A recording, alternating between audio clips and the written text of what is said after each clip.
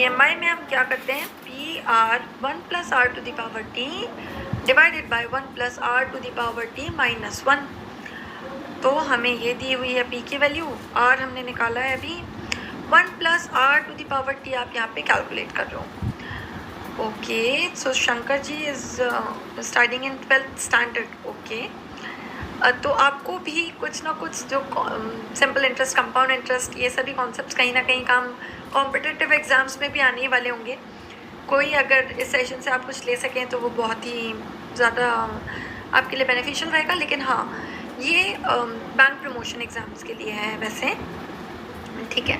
तो फिर ऐसे करेंगे आप कैलकुलेशन, तो 986 आपका आ जाएगा राइट आंसर, ठीक है।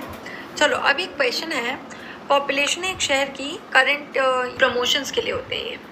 ओके, चलिए अब ये आपका जो सॉल्यूशन है ये समझते हैं। कंपाउंड इंटरेस्ट फॉर्मूला यूज़ करेंगे क्योंकि मैंने आपको बता में मिले थे, किसी ने टेलीग्राम पे डाला भी था, मुझे टाइम नहीं मिला उस पर वीडियो बनाने का, नहीं तो मैं आपको पूरा प्रूफ के साथ दिखा देती हूँ, ठीक है। तो इन पॉइंट्स को ध्यान रखिए कि आपको जो चीज़ें एग्जाम में हेल्प कर रही है उनको पढ़िए, आप उनसे जरूर, ऑप्टिमम तो आपका फ्री है पूरा, तो उसको पढ़ो जाके, ठीक है। जीए के लिए आपको अच्छा स्कोर करना है अगर आपको मेंस में मार्क्स अच्छे चाहिए। बाकी आपको इसकी पीडीएफ चाहिए, then you can join my banking smartly Telegram group. Bye bye, take care guys, good night.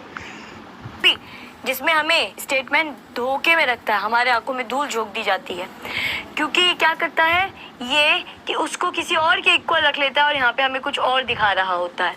तो यहाँ पे हम देखेंगे भाई ए ई के बराबर है, इस ए को मैं ई तो लिख सकती हूँ, पर ये एम और के भी अगर सेम हो जाते जो नहीं हो पा रहे हैं तो आइदर और बनता ना, फिर ऐसे तो आइदर और बनेगा नहीं, मतलब नाइदर बिल्कुल सही है। दूसरा क्वेश्चन ये लीजिए, आ गया सिलॉगिज्म या फिर पजल हो, सब में एक्सपर्ट हैं और सिलॉगिज्म तो उनका एक भी रॉन्ग नहीं जा सकता है, इतनी मैं गारंटी ले सकती हूँ, है ना।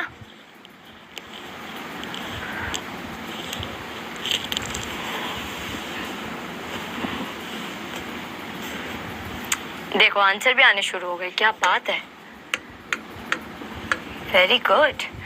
करे फिर, ओनली अ फ्यू मतलब क्या, केवल कुछ, अरे केवल कुछ ए भी है, केवल कुछ ये है, इसका मतलब कुछ तो पक्का है, और केवल कुछ मतलब कि कुछ ऐसे जरूर हैं जो कभी भी नहीं होंगे, ठीक है। चलिए, एप्लीकेशन बेस्ड क्वेश्चन है। अच्छा, डिफरेंस निकाल लो। पूछा है कि 6 साल बाद और 4 साल पहले के बीच में डिफरेंस कितना है, क्वेश्चन में पूछा था ना।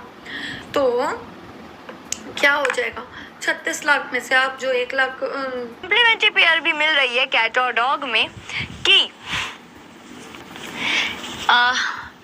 सम और नो वाली है ना, मिल रही है ना। तो यहाँ पे हमारा क्या हो गया, आंसर हो जाएगा आइदर फर्स्ट और second is true. Got it. चलिए नेक्स्ट क्वेश्चन पे चला जाए। ये लीजिए दूसरा क्वेश्चन आपकी स्क्रीन पे ये रहा, फटाक से करेंगे, झटक से आंसर लिखेंगे।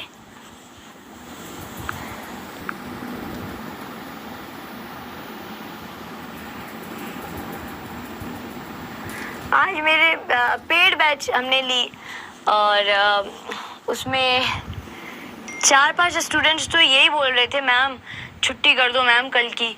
मैंने बोला ऐसा क्या हो गया, कल तो दिवाली नहीं है, कल की क्यों करनी है छुट्टी। तो देवर लाइक मैम हमें दिवाली की सफाई करनी पड़ रही है, हमें बहुत सफाई कराई जा रही है। तो मैंने बोला करो, दिवाली की सफाई करनी पड़ेगी, वो इम्पोर्टेंट है, ठीक है। सब मम्मी पे मत डाल देना, ठीक है। तो कर लेना, थोड़ा बहुत हाथ उठाना, अपनी वो जो बुक्स हैं उन्हें संभालना। और जो आपकी एक्चुअली पता है, मैं एक बताती हूँ आपको, मेरी जो भी बुक्स होती है ना, मेरी अभी तक मेरे पास रखे हैं, मतलब मैंने अभी तक अपनी कोई भी बुक्स, मेरी मतलब इच्छा ही नहीं होती, चाहे वो स्कूल टाइम की हो, और वो सब रखी हुई है। और मेरे पास इतनी सारी बुक्स है ना मेरे घर पे, और मेरी मम्मी कहती भी है कि यार स्कूल की तो हटा दो, अब स्कूल की बुक्स का क्या। मैं बोली नहीं मम्मी, एनसीईआरटी बहुत इंपॉर्टेंट होती है, चाहे मैं उसे पढूं या ना, पढ़ने का नहीं है क्योंकि टाइम ही कहाँ मिलता है, बट स्टिल मुझे ऐसा लगता है कि मेरे पास होनी चाहिए। तो आप लोग भी जो इंपॉर्टेंट बुक्स होती है सब मत रखना, वरना बहुत डांट पड़ेगी। तो सब मत रखना, पर हाँ जो इंपॉर्टेंट बुक्स होती है ना वो ज़रूर रखना, जैसे कि मैथ्स की रहती है, ठीक है, और आपकी साइंस की रहती है, वो आपके काम आते हैं। ये जो एसएससी के एग्जाम्स होते हैं, जो आपका एफसीआई का एग्जाम है, उसमें में जनरल साइंस आने वाली है, up to 8th level standard है ना, 8th लेवल तक आने वाली है। और जो आपका मेंस होगा FCI का, उसमें वो 10th लेवल तक की आने वाली है। तो इसलिए आप लोग देखो नर्सरी की नहीं रखी है नर्सरी की मत समझना, मेन जो रहते हैं जैसे 10th की रखी हुई है, 12th की रखी हुई है, 11th की रखी हुई है, ठीक है।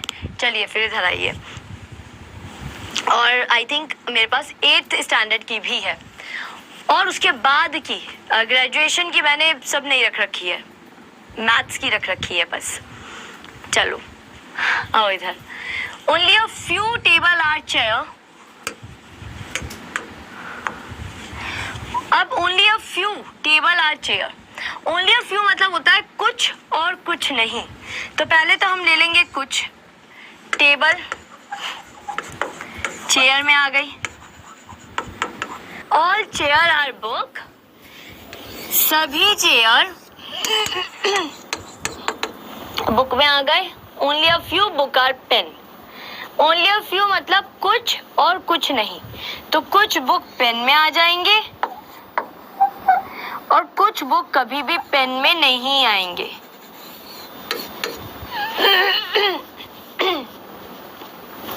चलिए पहला कंक्लूजन, सभी टेबल चेयर में आ जाए, ऐसा हो सकता है क्या? ये सभी टेबल इस चेयर में चले जाए, अरे ये जा रहे हैं जा रहे हैं जा रहे हैं, ये नहीं जाएगा ना, ये जाएगा ही नहीं, इसे तो मना कर रखी है, इसे ठान रखी है, जिद्दी किस्म का आदमी है ये, तो ये नहीं जाएंगे तो सब कैसे चले जाएंगे, तो गलत हो गया। दूसरा, सभी बुक पेन में आ जाए इज अ पॉसिबिलिटी, फिर ये जिद्दी वाले जो होते हैं, एक होते हैं ना घर में जिद्दी लोग होते हैं, नहीं जाएंगे तो नहीं जाएंगे, पसंद ही नहीं है तो ये नहीं जाएंगे, यहाँ पे नहीं जाएंगे तो सब कैसे चले जाएंगे, ये भी गलत हो गया, ठीक है। तो दोनों का यही हो गया,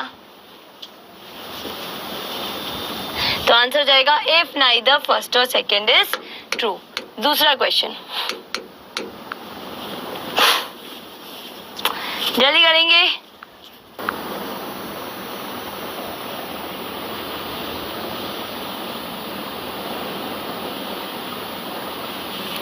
जितेंद्र इज सेइंग